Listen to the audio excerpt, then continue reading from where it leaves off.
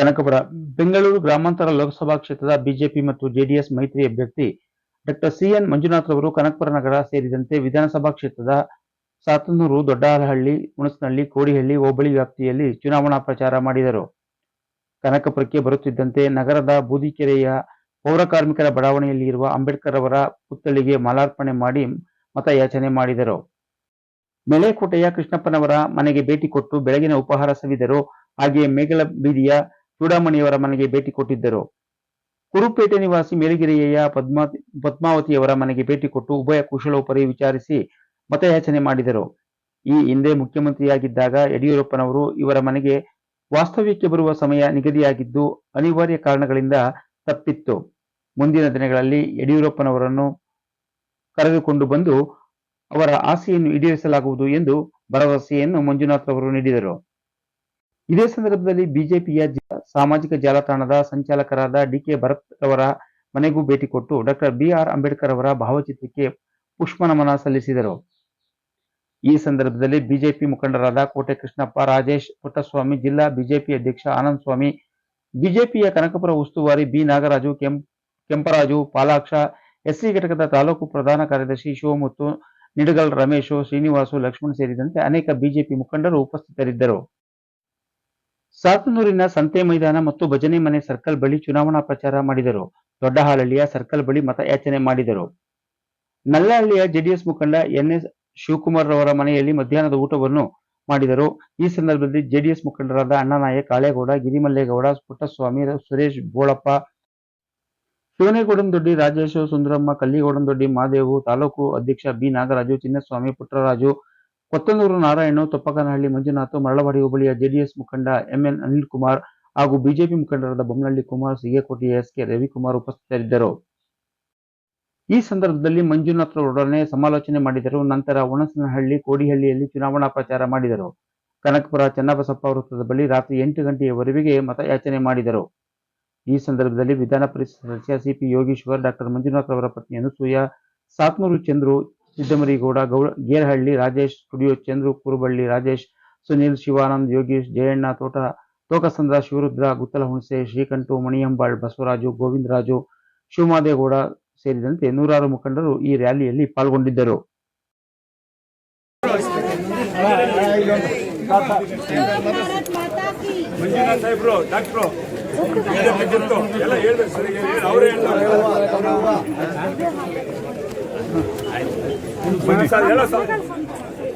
ಸಾಲು ಮಾಡಿಸ್ತೇವೆ ಆಯ್ತಾಯ್ತು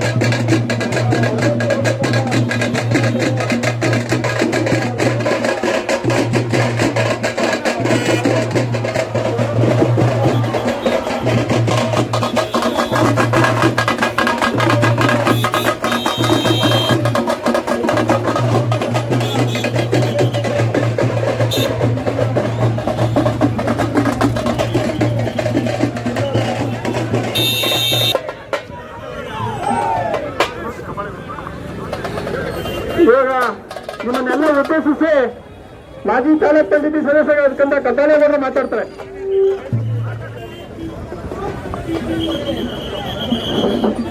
ಸಾತನೂರು ಹೋಬಳಿಯ ಎಲ್ಲ ನನ್ನ ಅಣ್ಣ ತಮ್ಮಂದಿರೇ, ಅಕ್ಕ ತಂಗಿಯರೇ,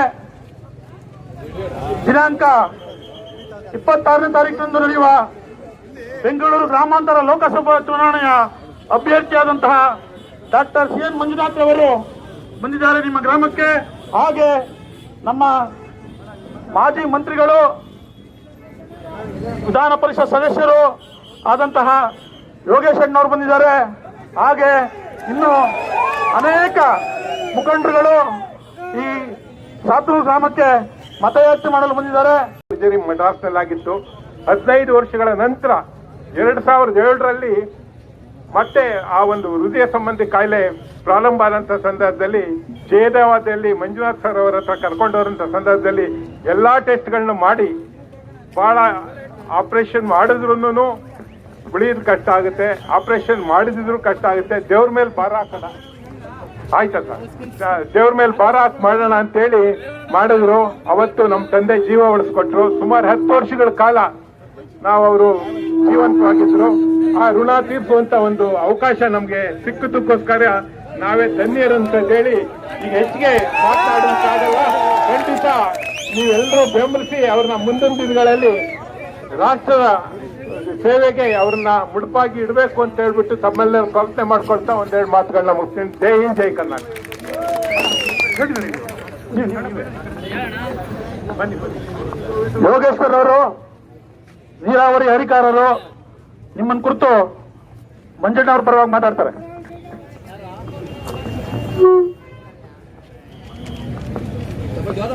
ನೀವೆಲ್ಲ ಬಿಸಿಲಲ್ಲಿ ಹುಡುಕ್ತಾ ಇದ್ದೀರಿ, ಜಾಸ್ತಿ ಮಾತಾಡೋ ಅವಶ್ಯಕತೆ ಇಲ್ಲ ಅಂತ ಅನ್ಕೋತೀವಿ. ಬಂದಿದೆ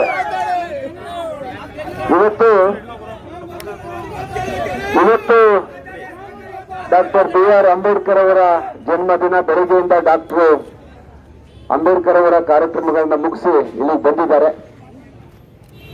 ಬಂಧುಗಳು, ಇವತ್ತು ಇದು ಬದಲಾವಣೆಯ ಕಾಲ. 700ರಿಂದ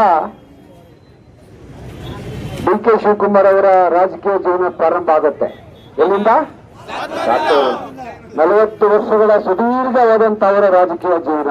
ನೀವೆಲ್ಲ ಬೆಂಬಲ ಕೊಟ್ಟಿದ್ದೀರಿ, ಅವ್ರನ್ನ ಬಹಳ ದೊಡ್ಡ ಎತ್ತರಕ್ಕೆ ಬೆಳೆಸಿದ್ದೀರಿ ಈ ಒಂದು ತಾಲೂಕಿನ ಈ ಭಾಗದ ಜನ. ಆದ್ರೆ ಇವತ್ತು ಕಾಲ ಬದಲಾವಣೆ ಇದೆ. ಇಡೀ ಬೆಂಗಳೂರು ಗ್ರಾಮಾಂತರ ಲೋಕಸಭಾ ಕ್ಷೇತ್ರದ ಜನ ಡಾಕ್ಟರ್ CN ಮಂಜುನಾಥ್ ಅವರನ್ನ ಅವರು MP ಆಗಬೇಕು, ಅವರು ನರೇಂದ್ರ ಮೋದಿ ಸಂಪುಟದಲ್ಲಿ ಮಂತ್ರಿ ಆಗಬೇಕು, ಆರೋಗ್ಯ ಮಂತ್ರಿ ಆಗಬೇಕು, ನಮ್ಮೆಲ್ಲರೂ MP ಆಗಬೇಕು ಅಂತ ಇವತ್ತು ಬಯಸ್ತಾ ಇದ್ದಾರೆ.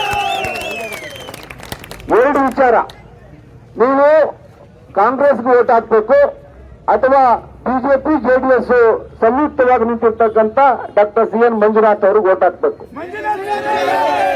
ಈಗಾಗಲೇ 3 ಸಾರಿ DK ಸುರೇಶ್ ಅವ್ರನ್ನ MP ಮಾಡಾಗಿದೆ. ಇವತ್ತು ನರೇಂದ್ರ ಮೋದಿ ಅವರ ಕೈ ಬಲಪಡಿಸಬೇಕು. ನರೇಂದ್ರ ಮೋದಿ ಅವರು ಮತ್ತೆ ಈ ದೇಶದ ಪ್ರಧಾನಿ ಆಗಬೇಕು. ನರೇಂದ್ರ ಮೋದಿ ಅವರು ಪ್ರಧಾನಿ ಆಗ್ಬೇಕಾದ್ರೆ ಬೆಂಗಳೂರು ಗ್ರಾಮಾಂತರದಿಂದ CN ಮಂಜುನಾಥ್ ಅವರು MP ಆದ್ರೆ ನಮ್ಗೆಲ್ಲ ಖುಷಿ ಅಂತ ಇವತ್ತು ಕನಕಪುರ ಕ್ಷೇತ್ರದ ಜನ ಹೇಳ್ತಾ ಇದ್ದಾರೆ. ಬಂಧುಗಳೇ, ಇವತ್ತು ಡಾಕ್ಟರ್ CN ಮಂಜುನಾಥ್ ಅವರು MP ಆಗ್ಬೇಕು ಅಂತ ಬರಲಿಲ್ಲ. ನಾವು ಅವ್ರನ್ನ ನಿಮ್ಮ ಜನಸೇವೆ, ನೀವು ಡಾಕ್ಟರ್ ವೃತ್ತಿ ಏನ್ ಮಾಡಿದ್ದೀರಿ ಅದು ಮುಂದುವರಿಬೇಕು. ಈ ಸೇವೆ ದೇಶಾದ್ಯಂತ ನೀವು ಒಬ್ಬ ಸಚಿವರಾಗಿ, ಆರೋಗ್ಯ ಸಚಿವರಾಗಿ ದೇಶದ ಜನಗಳಿಗೆ ಬೇಕು ಅಂತೇಳಿ ನಾವು ಅವ್ರನ್ನ ರಿಟೈರ್ಡ್ ಆದ್ಮೇಲೆ ಕರ್ಕೊಂಡು ಬಂದು ನಿಮ್ಮ ಮುಂದೆ ನಿಲ್ಸಿದ್ದೀವಿ. ಅವ್ರನ್ನ ರಕ್ಷಣೆ ಮಾಡ್ತಕ್ಕಂಥದ್ದು, ಅವ್ರನ್ನ ಗೆಲ್ತಕ್ಕಂಥ ಜವಾಬ್ದಾರಿ ಸಾಕಷ್ಟು ಜನಗಳು ನಿನ್ನೆ ಸೇರಿದ್ದಾರೆ. ಅವರು ಹೇಳಿದ್ರು ಮೊದಲು, ಇಲ್ಲ ನಾನ್ ಸುಮ್ಮನೆ ಯಾಕೆ ತಗೊಂಡೋಗಿ ಅಲ್ಲಿ ಬೆಂಗಳೂರು ಗ್ರಾಮಾಂತರ ಆ ಸುರೇಶ್ ಅವ್ರ ಮುಂದೆ ನಿಲ್ಲಿಸ್ತೀರಿ, ಅವ್ರು ಬಹಳ ಪೊಲಾಟಿರು ಅಂತ. ನಾನು ಹೇಳಿದೆ, ಸರ್ ಈಗ ಜನಬಲದ ಮುಂದೆ ಹಣಬಲ ಏನೂ ಇಲ್ಲ ಸರ್, ಜನಬಲನ ಹಣಬಲ. DK ಶಿವಕುಮಾರ್ ಸುರೇಶ್ ಅವ್ರನ್ನ ಬೆಟ್ಟೇರಿ ಮಾಡೋರೆ ಆ ಜನ ಇವತ್ತು ಅವ್ರನ್ನ ಬದಲಾಯಿಸಿ ನಿಮ್ಮನ್ನು ಅನುಕೂಲ ಮಾಡ್ಕೋತಾರೆ ಬನ್ನಿ ಅಂತೇಳಿ ನಾವು ಕರ್ಕೊಂಡು ಬಂದಿದ್ದೀವಿ. ನಾನು ಮತ್ತೆ ಹೇಳಿದೆ, ಕರ್ನಾಟಕದಲ್ಲಿ ಕಳೆದ ಚುನಾವಣೆಯಲ್ಲಿ JDS ಅವರು ಸುರೇಶ್ ಅವರಿಗೆ ಸಪೋರ್ಟ್ ಮಾಡಿದ್ರು. JDS ಅವರು ಅವಾಗ ಹೊಂದಾಣಿಕೆ ನೀನು ಸಪೋರ್ಟ್ ಮಾಡಿದ್ರು. ಅದಕ್ಕಿಂದೆ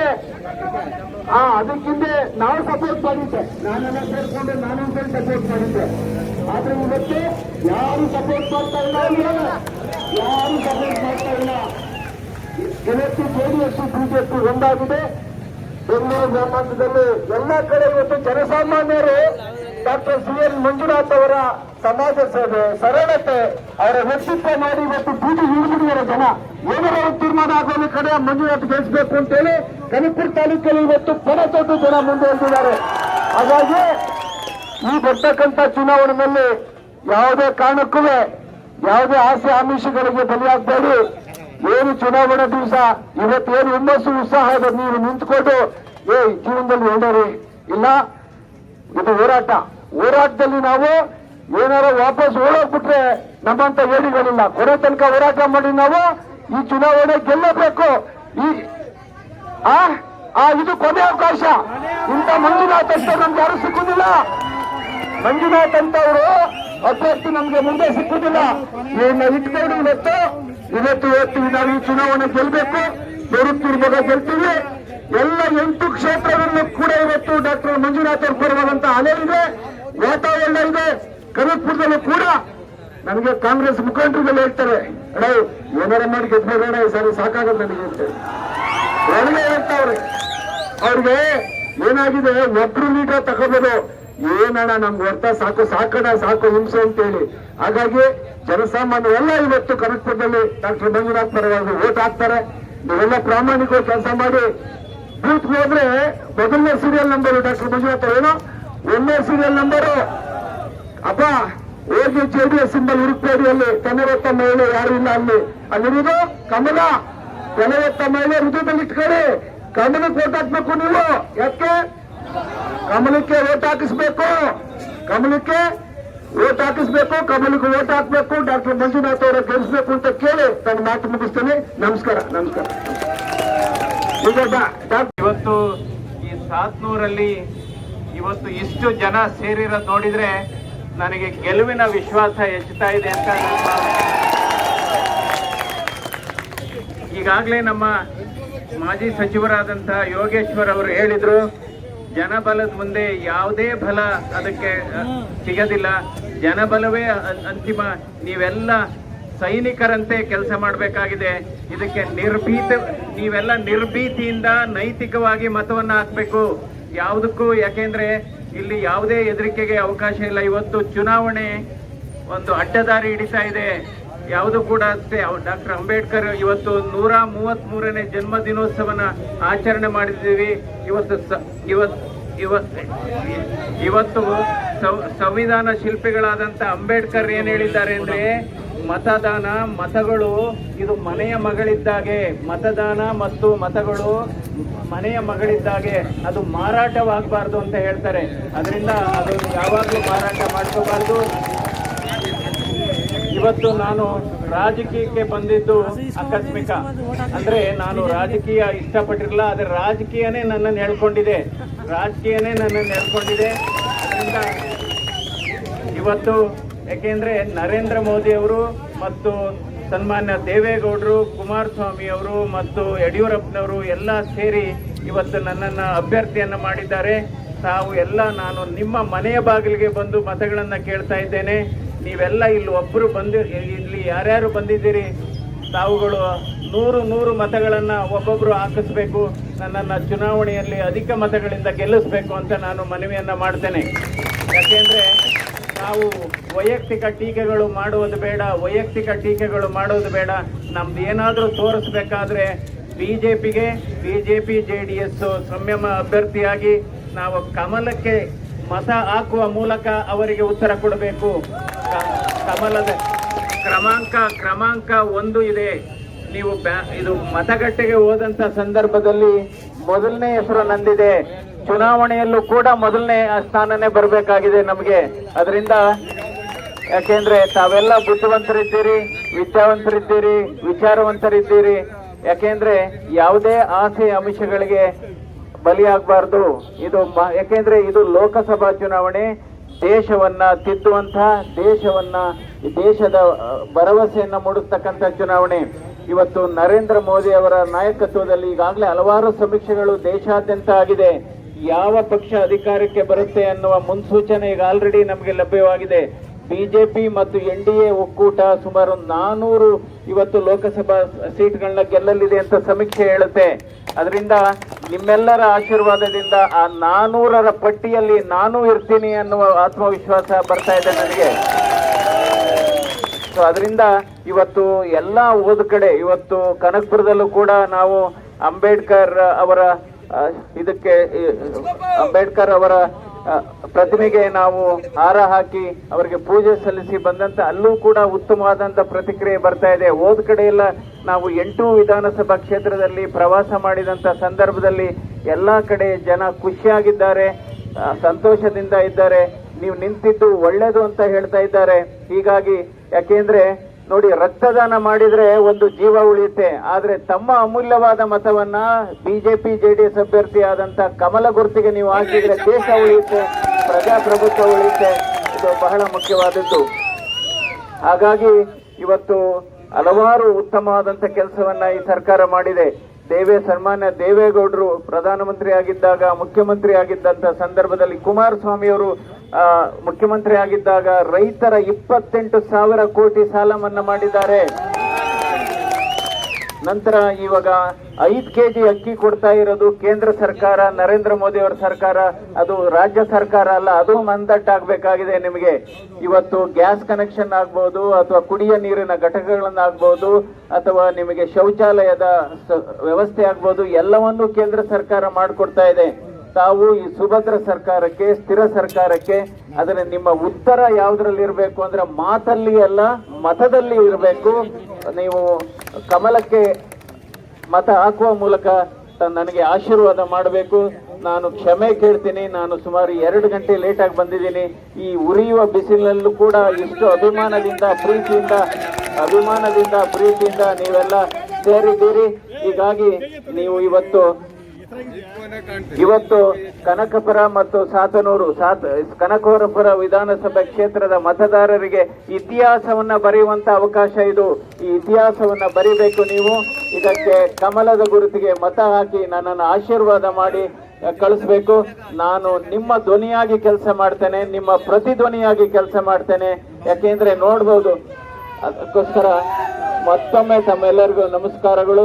ಈಗ ನೋಡಬಹುದು, ಜನರಿಗೆ ಔಷಧಗಳು ಕಡಿಮೆ ದರದಲ್ಲಿ ಸಿಗಲಿ ಎಂದು ನರೇಂದ್ರ ಮೋದಿ ಅವರು ಜನೌಷಧಿ ಕೇಂದ್ರಗಳನ್ನು ತೆಗೆದಿದ್ದಾರೆ. ಮತ್ತು ರಕ್ತನಾಳ ಬ್ಲಾಕ್ ಆದ್ರೆ, ಹಾರ್ಟ್ ಅಟ್ಯಾಕ್ ಆದಾಗ ಸ್ಟಂಟ್ಗಳನ್ನ ಹಾಕುವಂತ ಕೆಲಸವನ್ನ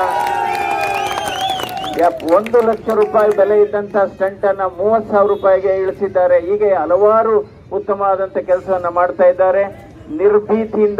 ನಿರ್ಭೀತಿಯಿಂದ ನೀವು ಕೆಲಸ ಮಾಡಬೇಕಾಗಿದೆ, ನಿರ್ಭೀತಿಯಿಂದ ಮತದಾನ ಮಾಡಬೇಕಾಗುತ್ತೆ. ತಮ್ಮೆಲ್ಲರಿಗೂ ಕೊನೆಯದಾಗಿ ಹೇಳ್ತೇನೆ ನಾನು, ಯಾಕೆಂದ್ರೆ ಮನಸ್ಸು ನಿರ್ಮಲವಾಗಿದ್ದರೆ ಅದು ಸಾಕ್ಷಾತ್ಕಾರ, ಮತ್ತು ನಿಮ್ಮ ಮಾತು ಮೃದುವಾಗಿದ್ದರೆ ಅದು ಚಮತ್ಕಾರ, ನಡೆ ನುಡಿ ಚೆನ್ನಾಗಿದ್ದರೆ ಅದು ಸಂಸ್ಕಾರ. ನೀವೆಲ್ಲ ನನಗೆ ಮತ ಹಾಕೋದ್ರಿಂದ ನಿಮ್ಮೆಲ್ಲರಿಗೂ ದೊಡ್ಡ ನಮಸ್ಕಾರ.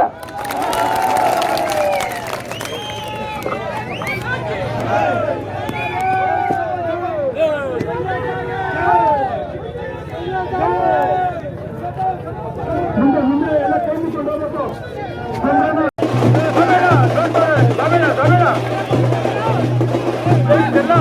ಜೆಡಿಎಸ್ ಮತ್ತು ಬಿಜೆಪಿ ದಯವಿಟ್ಟೆಲ್ಲ ಮಂಜುನಾಥ್ ಸಾಹೇಬರಿಗೆ ಸಹಕಾರವನ್ನು ಮಾಡಬೇಕು. ದೇವೇಗೌಡರ ಆಶೀರ್ವಾದವನ್ನ ನಾವೆಲ್ಲ ಪಡೆದು ಅವರ ಮಾರ್ಗದರ್ಶನದಲ್ಲಿ ಹೋಗ್ಬೇಕು, ಮೋದಿಯವರ ಮಾರ್ಗದರ್ಶನದಲ್ಲಿ ಹೋಗ್ಬೇಕು ಅಂತ ನಮ್ಮ ಮುಂದೆ ಕಡೆಯಿಂದ ಕೇಳ್ಕೊಳ್ತಾ ಇದ್ದೀವಿ. ಇವತ್ತು ಮಂಜುನಾಥ ಸಾಹೇಬರು ನಿಮ್ಮ ಹತ್ರ ಮತವನ್ನು ಕೇಳಲು ನಿಮ್ಮ ಮುಂದೆ ಬಂದಿದ್ದಾರೆ. ಅವರು ಮಾಡಿರುವಂತ ರಕ್ತದಾನ ಮತ್ತೆ ಆಯುಷ್ದಾನ ಮತ್ತೆ ಎಲ್ಲ ಸಹಕಾರವನ್ನು ಮಾಡಿದ್ದಾರೆ. ಯಾರೇ ಕಲಿತುಕೊಂಡು ಒಂದು ಲೆಟರ್ ತಗೊಂಡೋದ್ರೆ ದಯವಿಟ್ಟು ಸಹಕಾರವನ್ನು ಮಾಡಿದ್ದಾರೆ.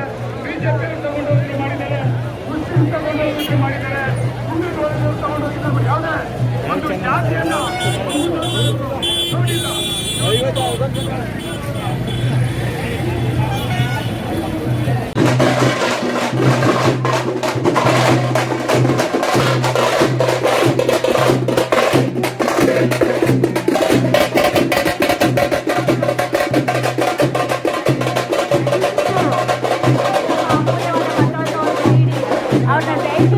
ಮಾಡಬೇಕು ಅಂತ ತಮ್ಮಲ್ಲಿ ಕೋರ್ಕೊಳ್ತಾ ಇದ್ದೀವಿ ಬಂಧುಗಳೇ.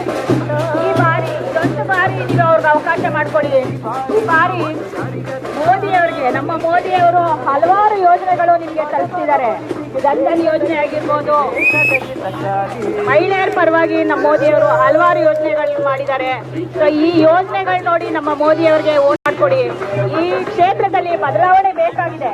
ಈ ಬದಲಾವಣೆಗೋಸ್ಕರ ನಾನು ನಮ್ಮ ಅಭ್ಯರ್ಥಿ CN ಮಂಜುನಾಥ್ ಅವ್ರಿಗೆ ಯಾವ ಮನ್ಸಪ್ಪ ಯಾವ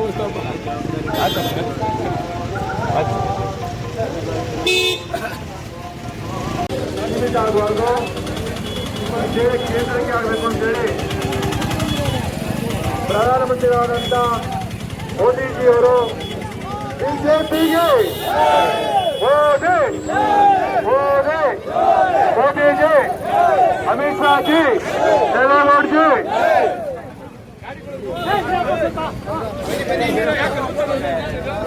बोलो भारत माता की बोलो भारत माता की ಗುಣಪ್ಪ ಅವರಿಗೆ ಗೊತ್ತಲ್ಲ ಗ್ರಾಮದ ಎಲ್ಲ ಬಂಧುಗಳೇ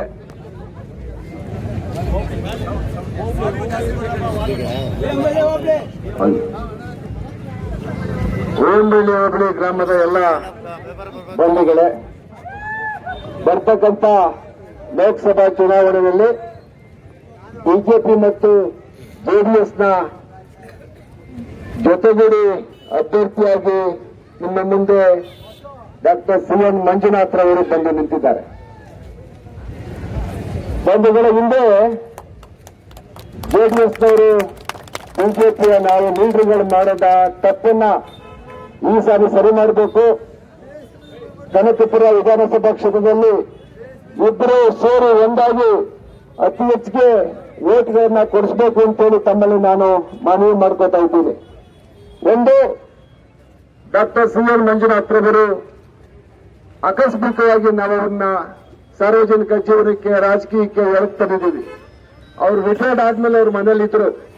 ಆದ್ರೆ ಅವ್ರು ಮಾಡಿದಂತ ಸೇವೆ, ಅವರು ಅವರ ವೃತ್ತಿ ಜೀವನದಲ್ಲಿ 35 ವರ್ಷ ಮಾಡಿರ್ತಕ್ಕಂಥ ಸಮಾಜ ಸೇವೆಯನ್ನು ಗುರುತಿಸಿ ನಾವೆಲ್ಲರೂ ಹೋಗಿ ಅವ್ರು ಕೇಳ್ಕೊಂಡು, ನೀವು ಮುಂದಿನ ದಿನಗಳಲ್ಲಿ ಇಲ್ಲಿ ಎಂಪಿ ಆಗಬೇಕು, ಎಂಪಿ ಆಗಿ ಕೇಂದ್ರದಲ್ಲಿ ಆರೋಗ್ಯ ಸಚಿವರಾಗಬೇಕು, ಆರೋಗ್ಯ ಸಚಿವರಾಗಿ ನರೇಂದ್ರ ಮೋದಿರವರ ಕೈ ಬಲಪಡಿಸಬೇಕು. ಅದರ ಮುಖಾಂತರ ನೀವು ಏನು ಹಿಂದೆ ನಿಮ್ಮ ವೃತ್ತಿ ಜೀವನದಲ್ಲಿ ಹೃದಯ ರೋಗ ತಜ್ಞರಾಗಿ ಇಡೀ ದೇಶ ವಿದೇಶಗಳ ಹೆಸರು ಮಾಡಿದಿರಿ, ಅದಕ್ಕಿಂತ ಹೆಚ್ಚಿನ ಹೆಸರನ್ನ ಕೀರ್ತಿಯನ್ನು ತರಬೇಕು. ನಮ್ಮೆಲ್ಲರ ಆರೋಗ್ಯವನ್ನ ಸುಧಾರಿಸಬೇಕು, ಜೊತೆಗೆ ರಾಜಕೀಯ ಆರೋಗ್ಯವನ್ನು ಸುಧಾರಿಸಬೇಕು ಅಂತೇಳಿ ಅವ್ರನ್ನ ಈ ಸಾರಿ ಎಂಪಿ ತೆಗೆದಿದ್ದೀವಿ. ಬಂಧುಗಳೇ, ನಾವು ನಿಮ್ಮಲ್ಲಿ ಮನವಿ ಮಾಡ್ಕೋದಿಷ್ಟೇ, ಡಾಕ್ಟರ್ ಮಂಜುನಾಥ್ ಅವರು ಬಹುಶಃ ನಮ್ಮೆಲ್ಲ 28 ಅಭ್ಯರ್ಥಿಗಳಲ್ಲಿ ಅತಿ ಹೆಚ್ಚು ಸಂಭಾವಿತ ಅಭ್ಯರ್ಥಿ ಈ ಚುನಾವಣೆಗೆ ಸ್ಪರ್ಧೆ ಮಾಡಿದ್ದಾರೆ. ನರೇಂದ್ರ ಮೋದಿರವರು ಇವರನ್ನ ಗುರುತಿಸಿ ನೀವೇ ನಿಂತ್ಕೋಬೇಕು ಡಾಕ್ಟರ್ ಅಂತೇಳಿ ಅವ್ರನ್ನ ಈ ಚುನಾವಣೆಗೆ ನಿಲ್ಲಿಸಿದ್ದಾರೆ. ದೇವೇಗೌಡರು, ನರೇಂದ್ರ ಮೋದಿ ಅವರು ಚಿಂತನೆ ಮಾಡಿದ್ರು, ನಾವು ಜೆಡಿಎಸ್ ಬಿಜೆಪಿ ಕಿತ್ತಾಡ್ಕೊಂಡಿದ್ರೆ ರಾಜಕೀಯ ಭವಿಷ್ಯ ಇಲ್ಲ. ಕಾಂಗ್ರೆಸ್ಗೆ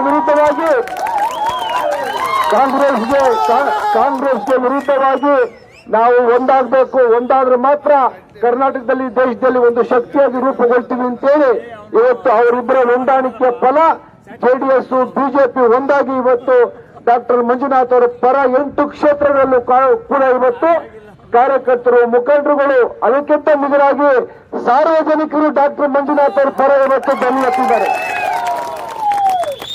ಎಲ್ಲ ಮಾತಾಡ್ತಾರೆ. ಇವತ್ತು ಕನಕಪುರದಲ್ಲೂ ಕೂಡ ಏನಪ್ಪಾ ಬಿಜೆಪಿ ಜೆಡಿಎಸ್ ಅಭ್ಯರ್ಥಿಗೆ ವೋಟ್ ಹಾಕ್ತಾರೋ ಆಗಲ್ವೋ ಅಂತಂದ್ರೆ, ನನಗೆ ಈ ವಾತಾವರಣ ನೋಡಿದ್ರೆ ನೀವು ಉಳಿದ 7 ಕ್ಷೇತ್ರಗಳಿಗಿಂತ ನೀವೇ ಸ್ಟ್ರಾಂಗು ಅಂತ ಅನ್ಸುತ್ತಪ್ಪ.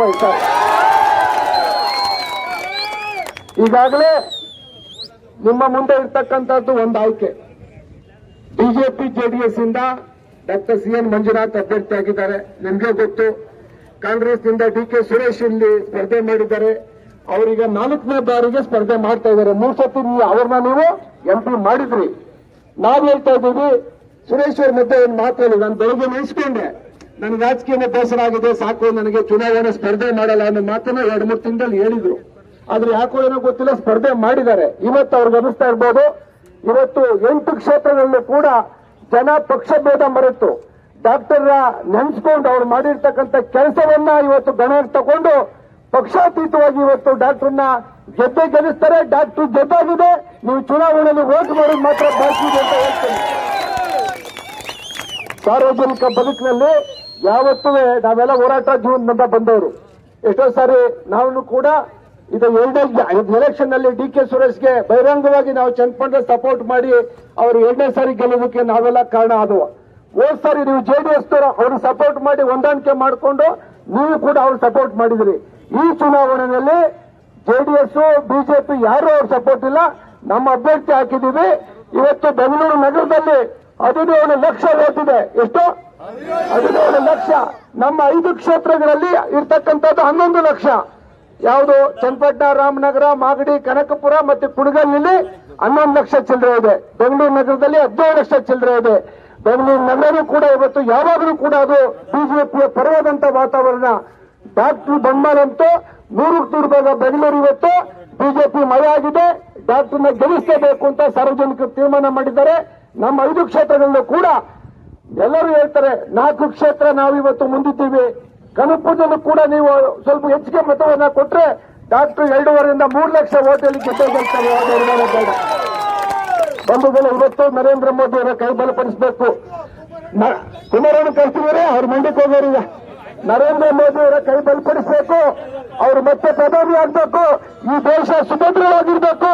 ಈ ದೇಶದಲ್ಲಿರ್ತಕ್ಕಂಥ ನಾವು ಹೆಮ್ಮೆಯಿಂದ ತಲೆ ಎತ್ಕೊಂಡು ನಾವೆಲ್ಲ ಜೀವನ ಮಾಡಬೇಕು ಅಂದ್ರೆ, ನಾನು ಮೊನ್ನೆ ಒಂದು ಗಡ್ಡೆ ನೆನೆಸ್ಕೊಂಡೆ. ರಾಮ ಮಂದಿರವನ್ನ ಕಟ್ಟಲಿಕ್ಕೆ 500 ವರ್ಷ ನಮ್ಮೆಲ್ಲ ಹಿರಿಯರು ನಮ್ಮ ತಾತ ಮುತ್ತಾತನ ಕಾಲದಲ್ಲಿ ಹೋರಾಟ ಮಾಡಿದ್ರು ಶ್ರೀರಾಮನ ಜನ್ಮಸ್ಥಳದ ರಾಮ ಮಂದಿರ ಕಟ್ಟಕ್ಕಾಗಿರ್ಲಿಲ್ಲ. ಆದ್ರೆ ನರೇಂದ್ರ ಮೋದಿ ಅವರು ಬಂದ ಮೇಲೆ 10 ವರ್ಷದಲ್ಲಿ ಹೋರಾಟ ಮಾಡಿ ನ್ಯಾಯಾಲಯದಲ್ಲಿ ಇವತ್ತು ಕಾಂಗ್ರೆಸ್ನವರು 20 ಜನ ಲಾಯರ್ ಬಡಗಿದ್ರು ರಾಮ ಮಂದಿರ ಆಗ್ಬಾರ್ದು ಅಂತ ಸುಪ್ರೀಂ ಕೋರ್ಟ್ ಅಲ್ಲಿ ವಾದ ಮಾಡೋಕೆ. ಅದೆಲ್ಲ ಮೆಟ್ಟಿ ಇವತ್ತು ನಮ್ಗೆ ಒಂದು ರಾಮ ಮಂದಿರನ ಕಟ್ಟಿ ನಮ್ಮ ಹಿರಿಮೆಯನ್ನ, ನಮ್ಮ ಪರಂಪರೆಯನ್ನ ನರೇಂದ್ರ ಮೋದಿ ಅವರು ಇವತ್ತು ಎತ್ತಿ ಹಿಡಿದಿದ್ದಾರೆ. ನಮ್ಗೆ ರಾಮ ಮಂದಿರ ನಮ್ಮ ಕನಸಾಗಿತ್ತು. ಇವತ್ತು ನಾವು ರಾಮ ಮಂದಿರ ಕಟ್ಟಿದ್ದೀವಿ. ಮುಂದಿನ ದಿನಗಳಲ್ಲಿ ಸದೃಢ ಈಗ ಒಂದಿನ ಹೇಳಿ ಸದೃಢ ಭಾರತವನ್ನ ಕಟ್ಟಬೇಕು. 2 ಇಟ್ಕೊಂಡ್ಬಿಟ್ರಿ ನೀವು. ನಮ್ಗೆ MP ನಾವೆಲ್ಲ ಏನು ಹೋರಾಟ ಮಾಡ್ತಾ ಇದ್ದೀವಿ. ಪ್ರೈಮ್ ಮಿನಿಸ್ಟರ್ ಕ್ಯಾಂಡಿಡೇಟ್ ಇಬ್ರು, ಒಂದ್ ಕಡೆ ನರೇಂದ್ರ ಮೋದಿ ಅವರು, ಒಂದ್ ಕಡೆ ರಾಹುಲ್ ಗಾಂಧಿ. ನರೇಂದ್ರ ಮೋದಿಗೆ ರಾಹುಲ್ ಗಾಂಧಿ ಮ್ಯಾಚ್ ಮಾಡೋಕ್ಕಾಗ್ತದೆ ನಾವು?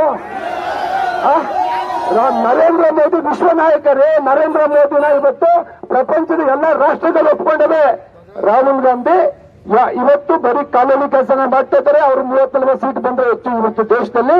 ನರೇಂದ್ರ ಇವತ್ತೇನು ಕಾಂಗ್ರೆಸ್ ಸರ್ಕಾರದಲ್ಲಿ ಕಾಂಗ್ರೆಸ್ ಪ್ರಣಾಳಿಕೆ ನೋಡಿದ್ದೀರಿ. ಅವರು ಏನು ಈಗೆಲ್ಲ ಭಾಗ್ಯಗಳು ಕೊಡ್ತೀವಿ ಅಂತ ಹೇಳೋರಲ್ಲ, ಇವತ್ತು ಕರ್ನಾಟಕದ ಕಾಂಗ್ರೆಸ್ ಸರ್ಕಾರ ಭಾಗ್ಯಗಳು ಭಾರತದಲ್ಲಿ ಇವತ್ತು ಕುಸಿದು ಹೋಗ್ತಾ ಇದೆ. ಸಾಲ ಮಾಡಿದ್ದಾರೆ, ಅವರು ಸರ್ಕಾರ ನಡೆಸಕ್ಕೆ ಆಗ್ತಾ ಇಲ್ಲ, ಸಾಧ್ಯ ಇಲ್ಲ. ಈ ಎಲೆಕ್ಷನ್ ಆದ್ಮೇಲೆ ಕಾಂಗ್ರೆಸ್ ಸರ್ಕಾರ ಅವ್ರ ಸಾಲದ ಹೊರನಲ್ಲಿ ಕುಸಿದು ಹೋಗ್ತದೆ. ಅದಕ್ಕೆ 100ಕ್ಕೆ 100 ಭಾಗ ನಾವು ಈ ಚುನಾವಣೆ ಆದ್ಮೇಲೆ ಹೊಸ ಒಂದು ಚಿತ್ರಣ ಕರ್ನಾಟಕದಲ್ಲಿ ಬರ್ತದೆ. ಬಂಧುಗಳೇ, ಇವತ್ತು ನಮಗೆ ನೀರಿಲ್ಲ. ಇವತ್ತೆಲ್ಲ ಕಡೆ ಬರ. ಇವತ್ತು ಕಾವೇರಿ ನೀರಿಲ್ಲ. ಇವತ್ತು ಕೆರೆ ಕಟ್ಟೆ ತುಂಬಲಿಲ್ಲ. ದಯವಿಟ್ಟು ತಮ್ಮ ಮನವಿ ಮಾಡ್ಕೊತೇನೆ. ಈ ಒಂದು ಜನವಿರೋಧಿ ಕಾಂಗ್ರೆಸ್ ಸರ್ಕಾರವನ್ನು ಕಿತ್ತಾಕ್ಬೇಕು ಅಂತಂದ್ರೆ ನಮ್ಗೆ ಸೆಂಟ್ರಲ್ನಲ್ಲಿ ಡಾಕ್ಟರ್ CN ಮಂಜುನಾಥ್ ಅವ್ರು ಗೆಲ್ಬೇಕು. ನೀವೆಲ್ಲ ಮಾತಾಡಿ ಅವ್ರನ್ನ ಗೆಲ್ಸ್ಕೊಡ್ಬೇಕು ಅಂತ ಕೇಳ್ಕೊಳ್ತಾ ನಿಮ್ಗೆಲ್ಲರಿಗೂ ವಂದಿಸಿ ನನ್ನ ಮಾತು ಮುಗಿಸ್ತೇನೆ. ನಮಸ್ಕಾರ. ಅಣ್ಣನಾಯಕ್ ನರಗಡೆ ಬರಬೇಕು. ಅಣ್ಣನಾಯಕ್ ನರಗಡೆ ಅಡ್ಡಾಲದಳ್ಳಿ ಗ್ರಾಮದಲ್ಲಿ ಮತ್ತು ಈ ಸುತ್ತಮುತ್ತಲಿನ ಗ್ರಾಮದ ಎಲ್ಲಾ ಗ್ರಾಮಸ್ಥರು ಮತ್ತು ಎಲ್ಲ ಅಣ್ಣ ತಮ್ಮಂದಿರು, ಅಕ್ಕ ತಂಗಿಯರು ಇವತ್ತು ನನ್ನನ್ನು ಆಶೀರ್ವಾದ ಮಾಡಲಿಕ್ಕೆ ಇಷ್ಟು ಸಂಖ್ಯೆಯಲ್ಲಿ ಬಂದಿರೋದು ನನ್ನ ಪುಣ್ಯ, ನನ್ನ ಸೌಭಾಗ್ಯ ಅಂತ ನಾನು ಹೇಳ್ತೀನಿ. ಯಾಕೆಂದ್ರೆ ನಾನು ನಿಮ್ಮ ಮನೆ ಬಾಗಿಲಿಗೆ ಬಂದು, ನಾನು ಬಿಜೆಪಿ ಮತ್ತು JDS ಮೈತ್ರಿ ಅಭ್ಯರ್ಥಿಯಾಗಿ ನಾನು ಬಿಜೆಪಿಯಿಂದ ನಾನು ಕಮಲದ ಚಿಹ್ನೆ ಅಡಿ ನನ್ನ ಕ್ರಮ ಸಂಖ್ಯೆ 1 ಇರುತ್ತೆ. ಕ್ರಮ ಸಂಖ್ಯೆ ಬ್ಯಾಲೆಟ್ ನೀವು ಮತಗಟ್ಟೆಗೆ ಹೋದಂತ ಸಂದರ್ಭದಲ್ಲಿ ಮೊದಲನೇ ಕ್ರಮ ಸಂಖ್ಯೆ ಆಗಿರುತ್ತೆ. ಅದರಿಂದ ತಮ್ಮ ಮತಗಳನ್ನ ಹಾಕೋದ್ರಿಂದ, ತಮ್ಮ ಅಮೂಲ್ಯವಾದ ಮತವನ್ನ ಕಮಲದ ಚಿಹ್ನೆಗೆ ಹಾಕೋದ್ರಿಂದ ನಾನು ಚುನಾವಣೆಯಲ್ಲೂ ಕೂಡ ಮೊದಲನೇ ಸ್ಥಾನಕ್ಕೆ ನೀವೇ ಕಾರಣ ಆಗ್ತೀರಿ ಅಂತ ನನ್ನ ಭಾವನೆ. ಈಗಾಗಲೇ ಈ ಚುನಾವಣೆಯ ಸೂಕ್ಷ್ಮತೆಯನ್ನ, ಈ ಚುನಾವಣೆಯ ಪ್ರಾಮುಖ್ಯತೆಯನ್ನ ನಮ್ಮ ಯೋಗೇಶ್ವರ್ ಅವರು ಸಂಕ್ಷಿಪ್ತವಾಗಿ ಹೇಳಿದ್ದಾರೆ. ನಾನು ಹೇಳಕ್ ಹೋಗೋದಿಲ್ಲ ಇನ್ನ ಜಾಸ್ತಿ, ಯಾಕೆಂದ್ರೆ ಬಿಸಿಲು ಜಾಸ್ತಿ ಇದೆ. ಅಂದ್ರೆ ಇವತ್ತು ನರೇಂದ್ರ ಮೋದಿ ಅವರ ಸರ್ಕಾರ, ಹಿಂದೆ ದೇವೇಗೌಡರ ಸರ್ಕಾರ, ಕುಮಾರಸ್ವಾಮಿ ಅವರ ಸರ್ಕಾರ, ಯಡಿಯೂರಪ್ಪನವರ ಸರ್ಕಾರ ರೈತರ ಪರವಾಗಿ ಹಲವಾರು ಉತ್ತಮ ಕೆಲಸವನ್ನ ಮಾಡಿದೆ. ತಮ್ಗೆಲ್ಲ ಗೊತ್ತಿದೆ. ಇವತ್ತು ಎಲ್ಲ ಕೇಳ್ತಾ ಇದ್ದೀರಿ, ಕುಮಾರಸ್ವಾಮಿ ಅವರು ಬಂದಿಲ್ಲ, ಯಾವಾಗ ಬರ್ತಾರೆ, ದೇವೇಗೌಡರು ಯಾವಾಗ ಬರ್ತಾರೆ ಅಂತ ಕೇಳ್ತಾ ಇದ್ದೀರಿ, ಯಡಿಯೂರಪ್ಪನವ್ರು ಯಾವಾಗ ಬರ್ತಾರೆ ಅಂತ. ಸನ್ಮಾನ್ಯ ಕುಮಾರಸ್ವಾಮಿ ಅವರು ಈ ಕ್ಷೇತ್ರಕ್ಕೆ 2 ದಿವಸ ಮೀಸಲಿಟ್ಟಿದ್ದಾರೆ, ಬರ್ತಾರೆ ಅವರು. ಸನ್ಮಾನ್ಯ ದೇವೇಗೌಡರು ಕನಕಪುರದಲ್ಲಿ 17ನೇ ತಾರೀಕು 5 ಗಂಟೆಗೆ ಬಹಿರಂಗ ಸಭೆಗೆ ಬರ್ತಾರೆ. ಅದರಿಂದ ತಾವುಗಳು ಆ ಸಭೆಗೆ ಬಂದು ತಮ್ಮ ಅನಿಸಿಕೆ, ತಮ್ಮ ಸಭೆಯನ್ನ ಯಶಸ್ವಿಗೊಳಿಸಬೇಕು ಅಂತ ಹೇಳ್ತೇನೆ. ಯಾಕೆಂದ್ರೆ ಇವತ್ತು ನೋಡ್ಬೋದು, ಅಕ್ಕಿ 5 kg ಅಕ್ಕಿ ಕೊಡ್ತಾ ಇರೋದು ಕೇಂದ್ರ ಸರ್ಕಾರ, ಅದು ರಾಜ್ಯ ಸರ್ಕಾರದ್ದಲ್ಲ. ಅದು ಮನವರಿಕೆ ಮಾಡ್ಕೋಬೇಕು. ಇವತ್ತು ಕೇಂದ್ರ ಸರ್ಕಾರ ರೈತರ ಮನೆಗಳಿಗೆ ಸುಮಾರು 12 ಕೋಟಿ ನಮ್ಮ ದೇಶದಲ್ಲಿ ಮನೆಗಳಿಗೆ ಇವತ್ತು ಗ್ಯಾಸ್ ಕನೆಕ್ಷನ್ ಕೊಟ್ಟಿದೆ. ಸುಮಾರು 10 ಕೋಟಿ ಮನೆಗಳಿಗೆ ಸುಮಾರು ಜಲ್ ಜೀವನ್ ಸ್ಕೀಮ್ ಅಲ್ಲಿ ಕುಡಿಯುವ ನೀರಿನ ಘಟಕವನ್ನು ಕೊಟ್ಟಿದೆ. ಮತ್ತು ಆಯುಷ್ಮಾನ್ ಭಾರತ್ ಯೋಜನೆಯಡಿ ಈ ಬೆಂಗಳೂರು ಗ್ರಾಮಾಂತರದಲ್ಲೇ 7,20,000 ರೋಗಿಗಳಿಗೆ ಚಿಕಿತ್ಸೆ ಆಗಿದೆ ಆಯುಷ್ಮಾನ್ ಭಾರತ್ ಇದರಲ್ಲಿ. ಹಾಗೆ ಜನರಿಗೆ ಔಷಧಿಗಳು ಕಡಿಮೆ ದರದಲ್ಲಿ ಸಿಗಲಿ ಎನ್ನುವ ಉದ್ದೇಶದಿಂದ ಜನೌಷಧಿ ಕೇಂದ್ರಗಳನ್ನ ನಮ್ಮ ರಾಜ್ಯದಲ್ಲಿ ಪ್ರಧಾನಮಂತ್ರಿ ಜನೌಷಧಿ ಕೇಂದ್ರಗಳನ್ನ ಸುಮಾರು 1,100 ಜನೌಷಧಿ ಕೇಂದ್ರಗಳನ್ನ ತೆಗೆದಿದ್ದಾರೆ. ಅದರಿಂದ ತಾವೆಲ್ಲ ನಾನು ತಮ್ಮಲ್ಲಿ ಕೊನೆಯದಾಗಿ ಮನವಿ ಅಂದ್ರೆ 26ನೇ ತಾರೀಕು ಶುಕ್ರವಾರ ಮತದಾನ ನಡೆಯಲಿದೆ. ಆ ದಿನ ತಾವು ನನಗೆ ಆಶೀರ್ವಾದ ಮಾಡಿ ದೆಹಲಿಯ ಪಾರ್ಲಿಮೆಂಟ್ಗೆ ಕಳಿಸ್ಕೊಡ್ಬೇಕು ಅಂತ ಕಳಕಳಿಯ ಮನವಿಯನ್ನ ಮಾಡ್ತೇನೆ. ನಮಸ್ಕಾರ. ನಾನು ನಿಮ್ಮ ಧ್ವನಿಯಾಗಿರ್ತೇನೆ, ನಾನು ನಿಮ್ಮ ಪ್ರತಿಧ್ವನಿಯಾಗಿರ್ತೇನೆ, ನಾನು ನಿಮ್ಮ ಸಂಕಷ್ಟಗಳಿಗೆ ಸ್ಪಂದಿಸ್ತೇನೆ. ಇಲ್ಲಿ ಉತ್ತಮವಾದಂತ ಆರೋಗ್ಯಕರವಾದ ಸಮಾಜವನ್ನ ಕಟ್ಟೋಣ. ನಾವು ಸಮಾಜದಲ್ಲಿ ಯಾವಾಗ್ಲೂ ಸೇತುವೆಯಾಗಿ ಕೆಲಸ ಮಾಡಬೇಕೇ ಹೊರತು ಗೋಡೆಗಳಾಗಿ ಕೆಲಸ ಮಾಡಬಾರದು. ಯಾಕೆಂದ್ರೆ ನನ್ನ ವೃತ್ತಿಯ ಜೀವನ ಉದ್ದಕ್ಕೂ ಕೂಡ ಚಿಕಿತ್ಸೆ ಮೊದಲು ಹಣ ಪಾವತಿ ನಂತರ ಅನ್ನುವ ಧ್ಯೇಯದಿಂದ ಕೆಲಸ ಮಾಡಿದ್ದೇನೆ. ಆದರೆ ನಿಮ್ಮ ಮುಂದೆ ನಾವು ಕೇಳ್ತಾ ಇರೋದು ಏನಪ್ಪಾ ಅಂದ್ರೆ, ಮತದಾನ ಮೊದಲು ಸೇವೆ ನಿರಂತರ, ಮತದಾನ ಮೊದಲು ಸೇವೆ ನಿರಂತರ. ನಾವು ಯಾರನ್ನೂ ಕೂಡ ಟೀಕೆಗಳನ್ನ ಮಾಡೋದು ಬೇಡ, ವೈಯಕ್ತಿಕ ಟೀಕೆಗಳು ಬೇಡ. ಟೀಕೆಗಳು ಸಾಯುತ್ತವೆ, ಸಾಧನೆಗಳು ಜೀವಂತವಾಗಿರ್ತವೆ. ನಮಸ್ಕಾರ. ಮಡಾಲಹಳ್ಳಿಯ ಉಯ್ಯಂಬಳ್ಳಿ ಹೋಬಳಿಯ ಜನತೆಗೆ ನಮ್ಮ ಕೋಟಿ ಕೋಟಿ ನಮಸ್ಕಾರಗಳು. ಪುಟ್ಟರಾಜು ಮಾತಾಡ್ಬೇಕು. ಈಗ ಮುಂದೆ ನೆಕ್ಸ್ಟ್ ಪ್ರೋಗ್ರಾಮ್ಗಳಿವೆ, ನಡಿ, ದಯವಿಟ್ಟು ಸಹಕರಿಸಿ. ಉಯ್ಯಂಬಳ್ಳಿ ಹೋಬಳಿ ಅದರಿಂದ ಬಹಳ ಜನರಿಗೆ ಇವತ್ತು ಬಡವರಲ್ಲೂ ಈ ಕಾಯಿಲೆ ಇದೆ, ಕೂಲಿ ಕಾರ್ಮಿಕರಲ್ಲೂ ಈ ಕಾಯಿಲೆ ಇದೆ. ಅದರಿಂದ ನರೇಂದ್ರ ಮೋದಿ ಅವರು 2015ನೇ ಇಸ್ವಿನಲ್ಲಿ ಕೈಗೆಟುಕುವ ದರದಲ್ಲಿ ಔಷಧಿಗಳು ಸಿಗಬೇಕು ಅಂದ್ಬಿಟ್ಟು ಪ್ರಧಾನಮಂತ್ರಿ ಔಷಧಿ ಕೇಂದ್ರಗಳನ್ನ, ಜನೌಷಧಿ ಕೇಂದ್ರಗಳನ್ನ ತೆಗೆದ್ರು. ಇದು ಬಹಳ ಮುಖ್ಯವಾದದ್ದು. ಹೃದಯಾಘಾತ ಆದಾಗ ನಾವು ರಕ್ತನಾಳದಲ್ಲಿ ಸ್ಟೆಂಟ್ ಅಂತ ಹಾಕ್ತಿವಿ, ಅದರ ಬೆಲೆ 1 ಲಕ್ಷ ಇತ್ತು. ನರೇಂದ್ರ ಮೋದಿ ಅವರು ಅದನ್ನ 30,000 ರೂಪಾಯಿಗೆ ಇಳಿಸಿದ್ರು. ಸೊ ಹೀಗಾಗಿ ಹಲವಾರು ಉತ್ತಮ ಕೆಲಸವನ್ನ ಮಾಡಿದ್ದಾರೆ. ಹಾಗೆಯೇ ನೋಡಬಹುದು. ಹೀಗಾಗಿ ಇವತ್ತು ಬಹಳ ಈ ಜನಸಾಗರವನ್ನ ನೋಡಿ ನಮಗೆ ಸಂತೋಷ ಆಗಿದೆ. ಯಾಕೆಂದ್ರೆ ಇದಕ್ಕೆ ತಮ್ಮ ಪ್ರೀತಿ ವಿಶ್ವಾಸಕ್ಕೆ ಬೆಲೆ ಕಟ್ಟಕ್ಕಾಗೋದಿಲ್ಲ. ಅದರಿಂದ ಕೊನೆಯದಾಗಿ ಹೇಳ್ತೀನಿ, ನಾನು ಸರ್ಕಾರ ಎಲ್ಲ ದೇಶದಲ್ಲೂ ಇರುತ್ತೆ, ಎಲ್ಲ ಸಮಯದಲ್ಲೂ ಇರುತ್ತೆ, ಸರ್ಕಾರ ಎಲ್ಲ ರಾಜ್ಯಗಳಲ್ಲೂ ಇರುತ್ತೆ. ಆದರೆ ಆಡಳಿತ ಇರೋದು ಬಹಳ ಮುಖ್ಯ. ಸರ್ಕಾರ ಇದ್ರೆ ಪ್ರಯೋಜನ ಇಲ್ಲ, ಉತ್ತಮವಾದ ಜನಪರ ಆಡಳಿತ ಇರಬೇಕಾಗುತ್ತೆ. ಏನು ಉತ್ತಮವಾದಂಥ ಆಡಳಿತ ಏನಪ್ಪಾ ಅಂದ್ರೆ, ಯಾವುದೇ ಶಿಫಾರಸ್ಸಿಲ್ದೇನೆ, ಯಾರೂ ಗೊತ್ತಿಲ್ದೇನೆ ಒಂದು ಸರ್ಕಾರಿ ಕಚೇರಿಗೆ ಹೋದ್ರೆ ಅವರ ಕೆಲಸ ಸಲೀಸಾಗಿ ಆದ್ರೆ ಆಗ ಆಡಳಿತ ಇದೆ ಅಂತ ಅರ್ಥ. ಅದು ಬಹಳ ಮುಖ್ಯವಾದದ್ದು. ಯಾವುದಾದ್ರೂ